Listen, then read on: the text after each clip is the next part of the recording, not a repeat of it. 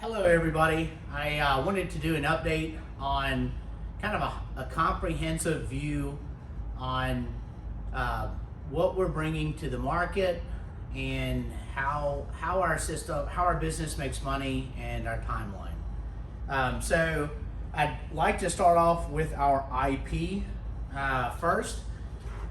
So we have 3 patents pending. We have a patent pending on our box design. Our box design this is a thermoformed bamboo sugarcane bagasse, fully compostable tray, so it's very environmentally friendly. Our patent is on a recess that we have on the lid, where we can put cutlery or a pizza cutter. Like we have a little 20-cent pizza cutter, you can pop it in, and that comes with the packaging for the customer. In that same recess, we have a carve out for a fork and a knife. So not only will it do a pizza cutter, but it'll do a fork and knife as well. So that's our packaging solution. We have a patent pending on it. It's a design patent, and we have these boxes being made as we speak. The other patent that we have is on our cook and hold. Our cook and hold is storing, like we're focusing primarily on pizzas in the beginning, but it is for storing pizzas in a fridge, fresh, never frozen. We don't freeze. We don't have a freezer on our unit, but we freeze the products. Excuse me. We refrigerate the products, and then we send it to an oven. Then we apply the lid to the packaging. So the product would be in the refrigerator in a sealed shelf in the fridge, sealed shelf. That's what allows us to get to maintain the product's integrity and also to get a 3-day shelf life. But it goes from the fridge, cooks in the oven. We apply a lid. The lid already has the cutlery on it, and then the packaging goes to the warmer, and the warmer can hold the product for up to 2 to 3 hours. If the product doesn't sell during peak hours, and we pre-cook products and send it to the warmer and it doesn't sell, then we have a auto purge sequence built into our software where the product is grabbed and it's placed into a receptacle, so the operators can come and grab those expired products. Here we have our fridge that we're building in our other lab here in Baton Rouge, Louisiana. We have our first generation prototype already built to scale. We've run 5,000 cycles through it. It works great. But here's where we have the beverages. This warmer is right aligned. The fridge is left aligned. So it brings products within 6 inches of each other, the beverages, the hot entrees, and side items. So when you pull up, you scan your phone. Where you scan it, if you're up high, you scan it on the high one, it brings the products to you. Within 20 seconds, you can get an entree, a beverage, side items, and condiments, and get out of the drive-thru. So within 20 seconds, during peak hours.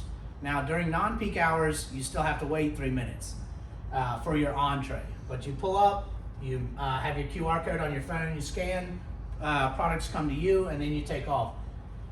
Our third patent is on our fresh fridge, which is for salads, wraps, subs, chicken salad, and sushi.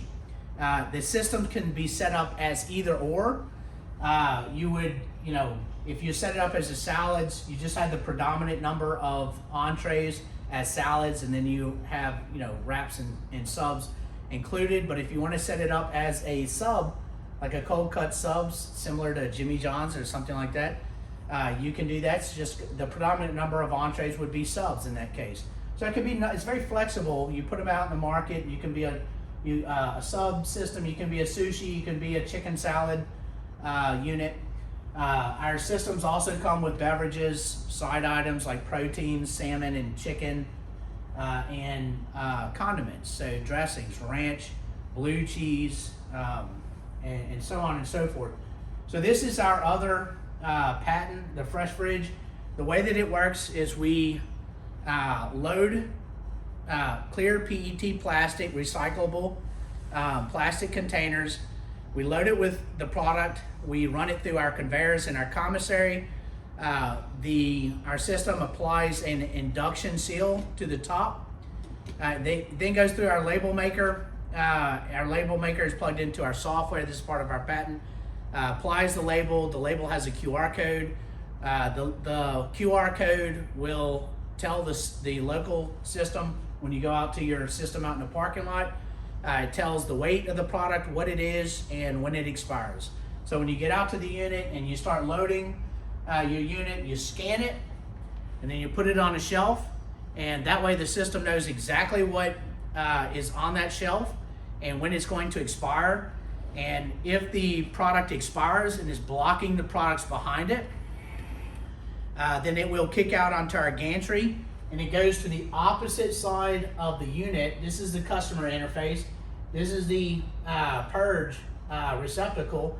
So if the products expire, our gantry goes up, grabs it, and brings it to a sealed room, which is a receptacle. And that's part of our patent. So it automatically manages your inventory. The operators can come and grab the empties, very similar to how they do in the cooking hole. So that's our IP portfolio as it stands right now. We're obviously increasing that, but it's packaging. The cutlery also comes with our packaging for our clear PET plastic as well. So it's packaging, it's the cook and hold, and the fresh fridge, Speedy Eats fridge. Our systems are really designed to be placed out into empty parking lots where our systems can be integrated. Our software can be integrated with Grubhub, Uber Eats, Waiter, DoorDash, Deliveroo, all the large third-party food delivery companies. Our software plugs into it. In the case that some customer wants something delivered to their house, they place an order on the phone.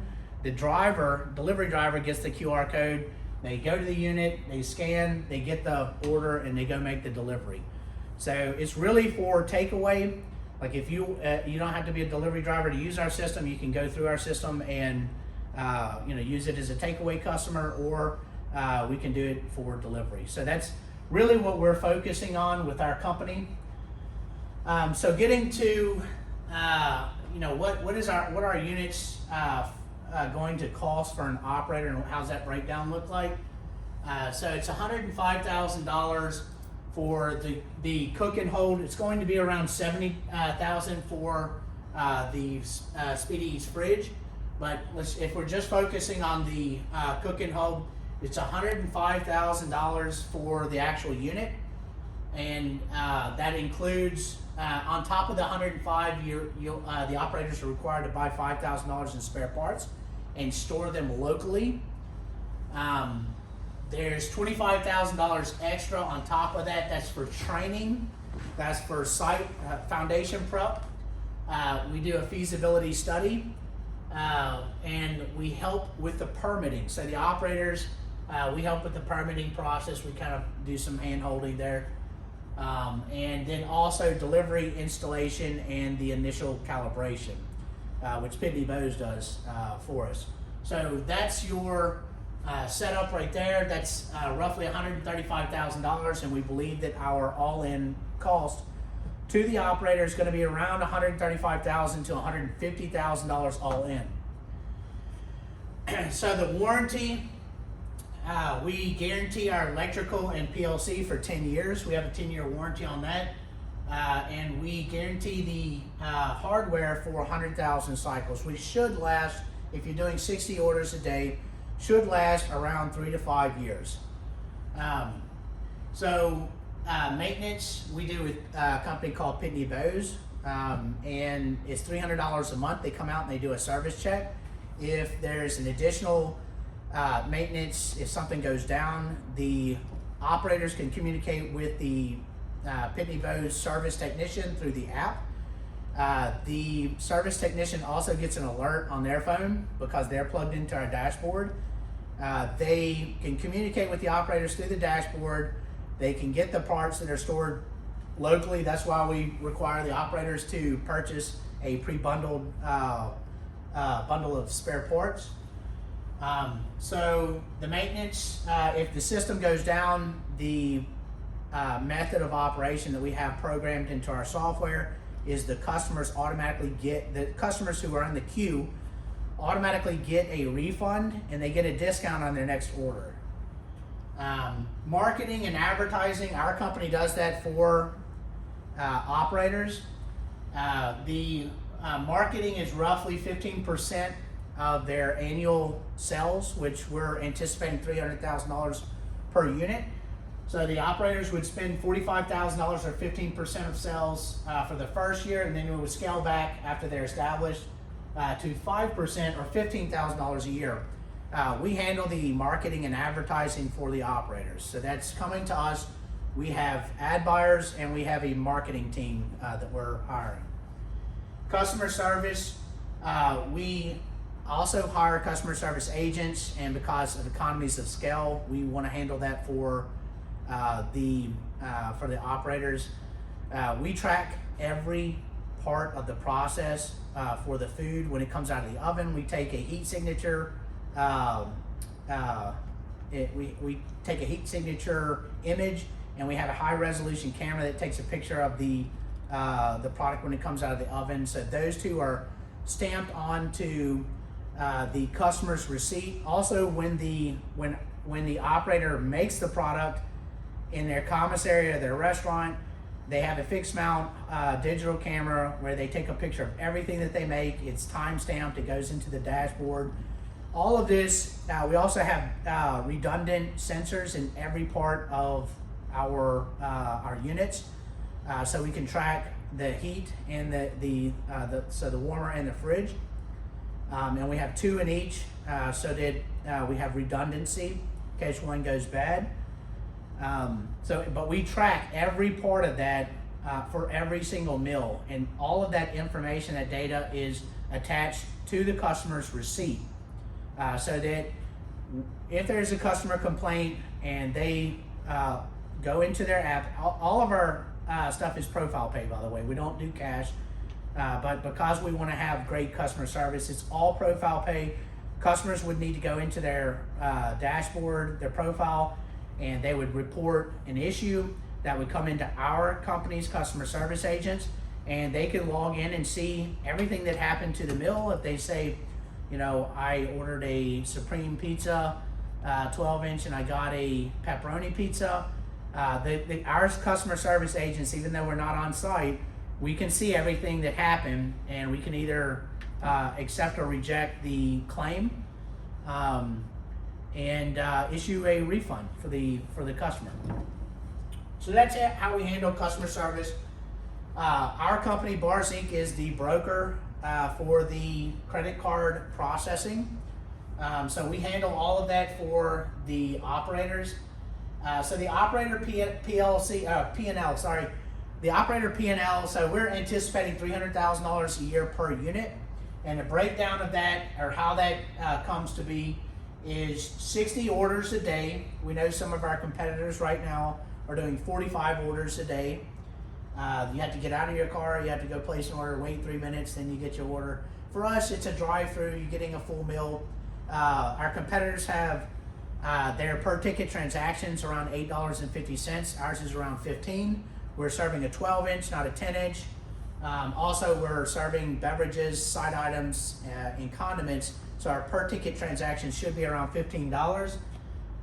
So if we do 60 orders a day at $15 per ticket transaction, 330 days a year, we get to $300,000 in revenue.